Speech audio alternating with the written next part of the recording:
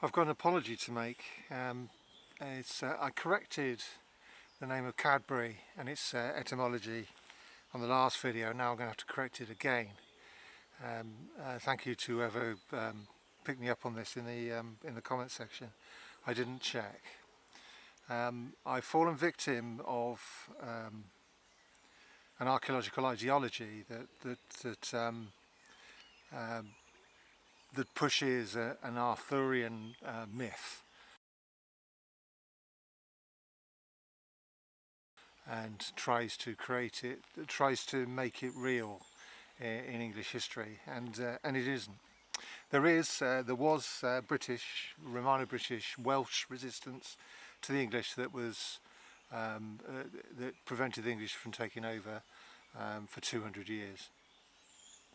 So it wasn't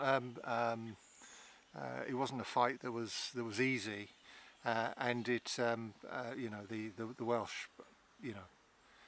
put up a good fight.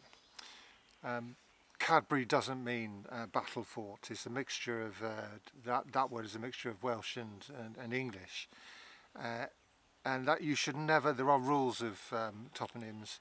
You should never mix English and Welsh unless there's a good reason for it, unless there's an English explanation, which is, if it's called Bury, it's been called that by the English. So unless something special has happened, the whole word is bury. Now it's not to mean there couldn't be some technical meaning for cad. So cad, according to Equal, is cadder. Cadder owned that bury, the fort. Now there are 3 of them, which makes me think there might be a technical reason why there are 2 in Somerset and 1 in Dorset. Why hill forts are associated with the word cad. Now until we have anything more, we need to accept it's probably Cadder's bury, but I'm proposing there could be some special meaning to cad that hill forts are associated with the word cad. There's another example which is Badbury. There are 4 Badburys. So we can't imagine that a man called Badder just went around buying hill forts around the country. There has to be some other explanation, a technical meaning for Badder, like cad, to be associated with hill forts. But I left my reason behind and believed a load of old nonsense. But anyway, that out of the way, it gets more suspicious. There's a river down here called Towerhead that the academics have said is related to the Welsh word boar, and it isn't.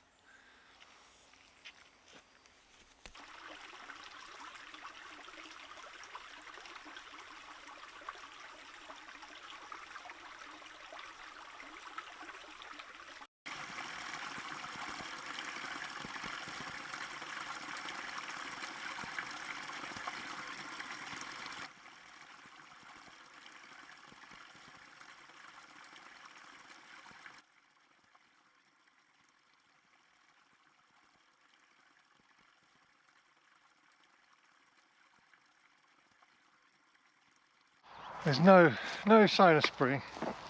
This is deep in winter.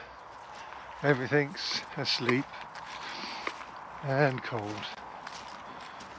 And I would start at this time of year talking about the buds growing, and the buds are growing, but that's hardly the most thrilling harbinger of warmer times. But I was just looking at that.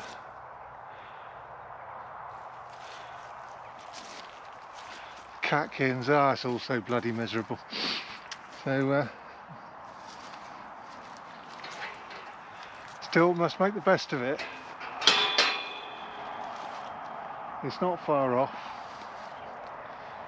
and once I start seeing cowslips, I shall start getting happier. Oh, the days are getting longer as well. I don't have to be back at the car by 3:30 before it gets dark. I can stay another hour and a half walking. So I'm not having those panicky sort of feelings, getting lost and going, I haven't got enough time to do a video, I'm not going to achieve anything. But anyway, I was talking about this the Ture. There's a stream which I should have showed you by now, called the Tower Brook or Towerhead Brook. It's marked as Towerhead Brook on the Owish map, but locally I think it's called the Tower Brook. Now, the Saxon Charter of Banwell calls it the Ture, and that is the dative form of, which in modern English we don't really use the dative. Correct me if I'm wrong, ye English graduates. And so it comes as Ture. Now, Bosworth Toller, which is the dictionary of Old English, gives several examples of sentences involving the word Ture, meaning tower, exactly what it means to, exactly how it's developed today, Towerhead Brook. And but for some reason the academics have said it is the bore stream. And why they've said that is because they say Ture is Welsh Turk. Apologies for the pronunciation, I make no claims to know Welsh. But what I do make claims to is why academics are adding K's, the K sound, K's or C's on the end of words when they don't exist in the documents. So they've translated it as bore stream, but it is not bore stream, it is tower stream, Tower Brook, which it is today. And it's just, it's really frustrating when you're trying to tell the truth. If you're trying to say that the Welsh should not be pushed out of history, that they should have a claim to be central in British history, not just a footnote, this is what I'm saying, and others, that they've always been here. They are the indigenous people. They've been here at least 4,000 years. And every time we talk about the ancient past, we should talk about the Welsh. Now, if we're going to say that, and there's other people that say that, and those same people are people that say that start adding Welsh names to the landscape that don't exist, never did exist. And if you're making claims, political claims, like I've just said, people can say, well, you were lying about the bore stream, lying about this one particular thing. What else are you lying about? So there is no credibility in making things up. Now, perhaps a Welsh speaker might be able to explain to me that there is a declension or mutation of Turk without the K or the C on the end, the K sound on the end, and if they do, that would be great. But there is that isn't in the document. That isn't in the oldest historical document we have for this area. Now, there is another one. Look at my Turk Dean videos. Absolutely delighted to find out that that was the Bore, the Dean, the Valley of the Bore, a Welsh prehistoric name for that landscape. Absolutely delighted to find it there. But there was good reason, because that K sound did exist in the English translation, the early English translation, the Anglo-Saxon translation, that we can quite clearly and emphatically, without lying, saying that the Romano-British, the Welsh, named that place, and the English carried on naming it.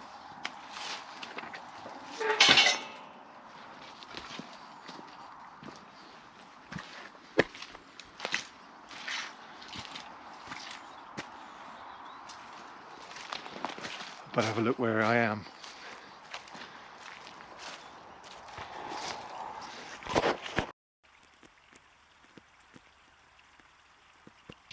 I counted 8 species in that hedge, so that's 910 years old by Hooper's rule, and it's right at the bottom on the,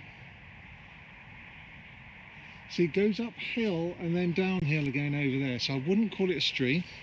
It's not marked as a stream on the OS map. It is a ditch, so it drains into that, so it's a hedgerow along a ditch. And I'm making the case that people spoke Old English when that hedge was first allowed to grow, and that's pretty exciting. I do of course have the problem that I can't see leaves, but what I can see is buds and bark, and just familiar with plants. I've got a lot better over the last few years, and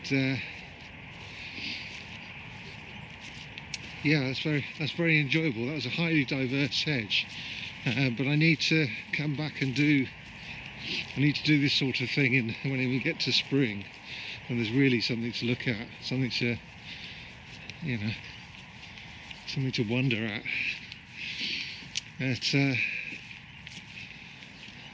So yeah, so we're using hedges in the Anglo-Saxon period around here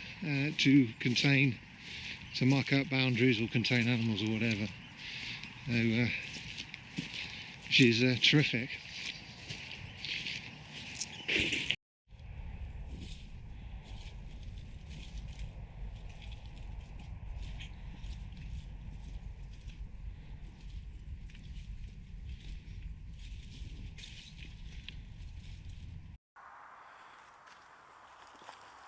So this hedge is a Saxon boundary. It is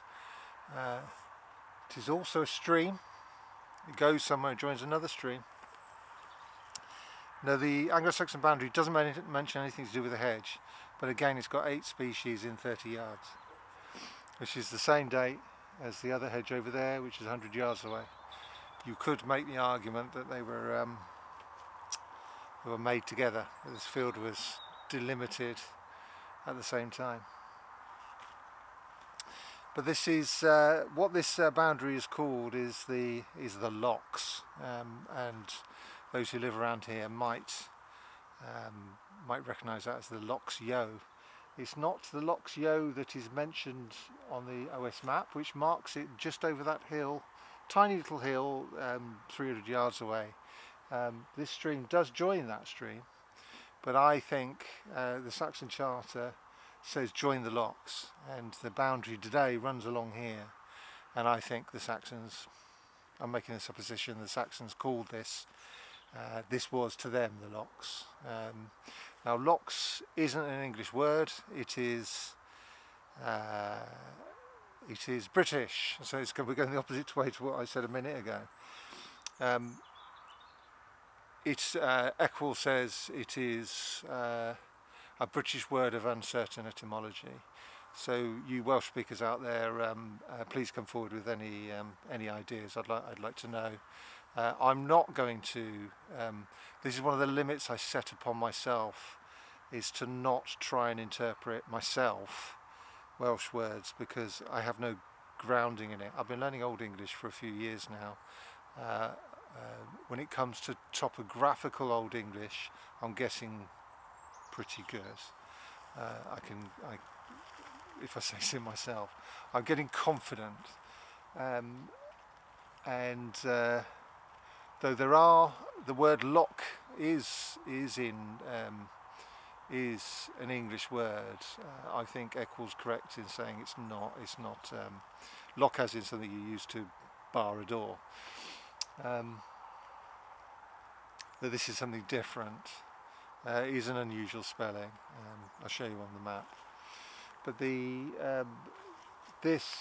I like to show British streams. I like to show the Romano-British, the Welsh England.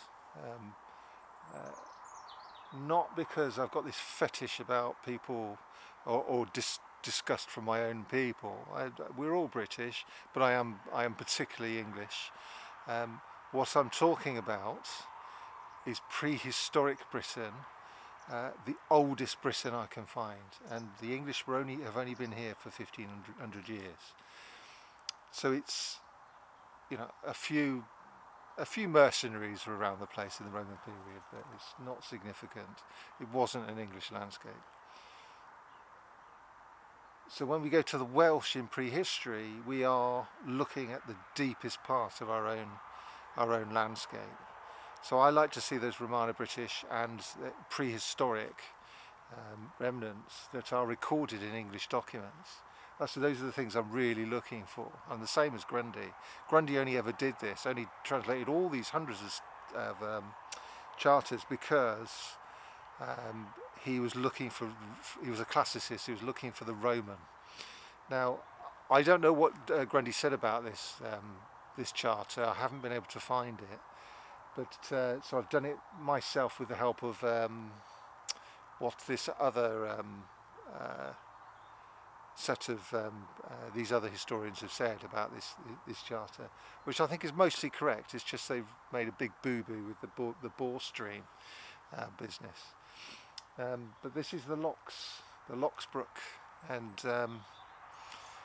it becomes the Lox Yeo, and as I said a couple of videos ago, Yeo is West Country for air, which is Saxon for river, so it's the Lox River.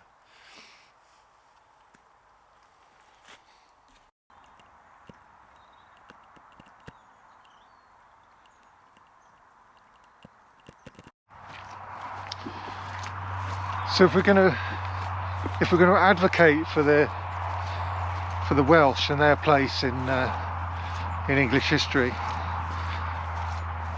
ancient history, what do they do to actually deserve that place? Now I can think of two things in particular. I don't think anything remained of the Romano-British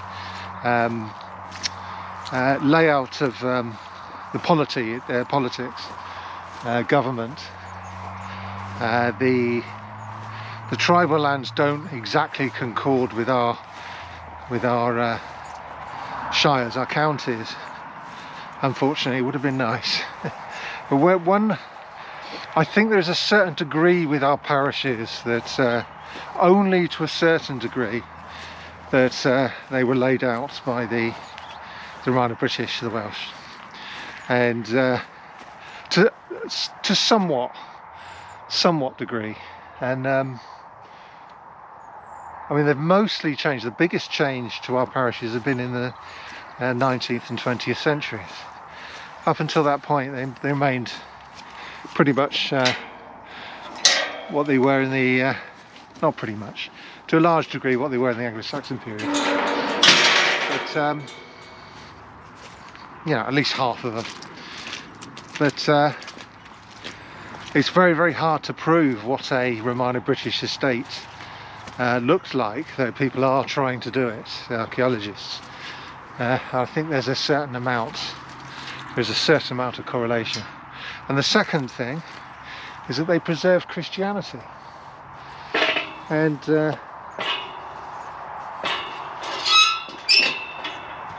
now why does that matter? It's because Christianity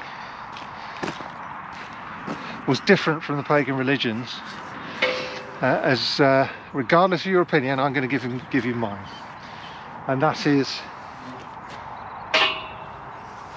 it was a peaceful religion that wasn't based around every man for himself and the devil take the hindmost. It was when the British came, it was barbarism. They took what they wanted, and it was violent, and people have to do what they're told. Now when that's what happens with war. At war, the spoils go to the victor. It upends things. Now Christianity is a religion of obedience and peace, and love for one another. And regardless of how human beings actually use that is another matter.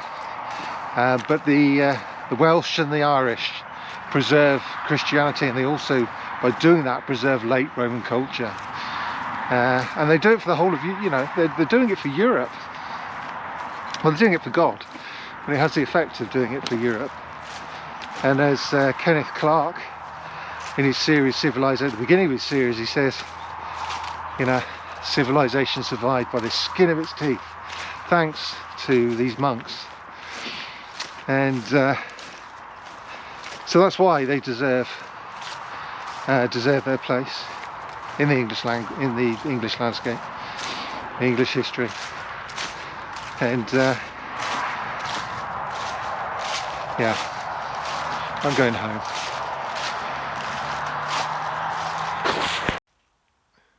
I know there's pottery here because the Heritage Environmental Record says there is.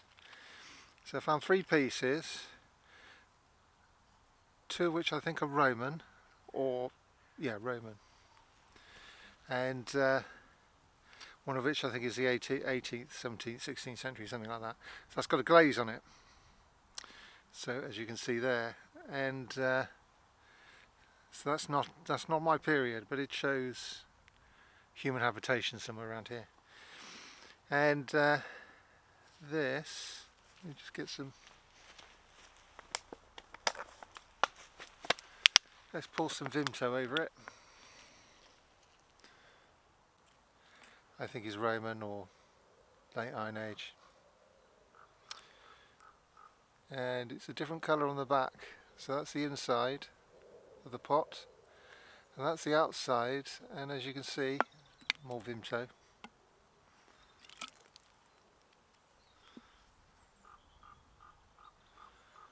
It's been burnished, which means polished. So they've taken a round stone and polished up against the clay to make it shiny black.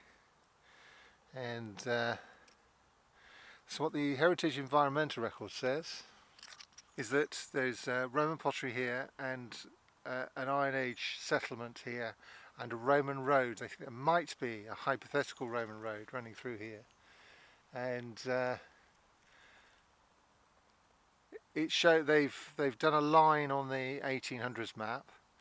Now the antiquarians of the 19th century did make an awful lot up, but then us modern antiquarians, somebody sat with a LiDAR and said they can see a Roman road about 20 yards away from the line drawn in the 19th century.